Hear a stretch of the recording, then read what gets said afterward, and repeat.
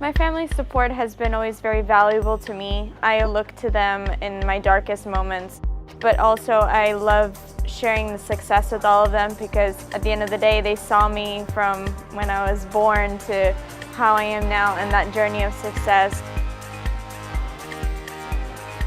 As far as my career goes, I think the person who's had the most influence has been my mom. She's always encouraged me to go and pursue my dreams ever since I was a little girl. The support of Puerto Rico to me means everything.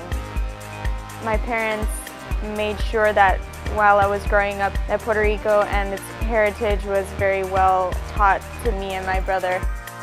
I'm really glad that they were able to celebrate with me in the biggest accomplishment of my career. Not only was it a huge step for me, but it was a huge step for the island.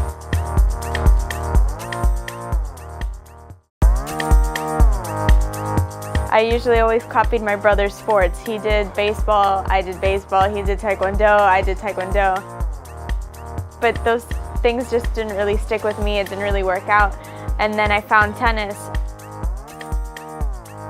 I watched a lot of Andre Agassi and I just loved the way he played. But then there was Serena, there was Jennifer Capriati, there was Monica Seles. There was a lot of different players from that generation.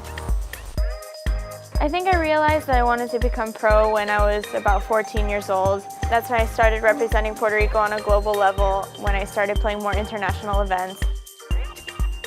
Obviously, when you're growing up as a kid, you want to become a lot of different things. I wanted to be a vet. I wanted to be a doctor maybe, I don't know, but I didn't really imagine a professional athlete until I found tennis. Now I'm living the reality and it's more than what I ever imagined it would be. I remember my first professional tournament as being exciting and overwhelming, and I just said, this is another league. It was more physical, they were smarter on the court, totally different from juniors. I just remember in that moment I said, I have a lot of work to do. I think Strasbourg was one of the best times of my life. I played a fearless final.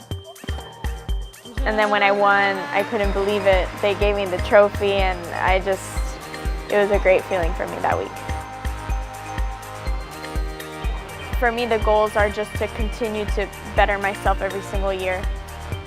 This year was a success. I know that last year was not, and maybe next year might not be, what I anticipate, but it could be even better than that. Always have the optimism to bounce back after a bad year.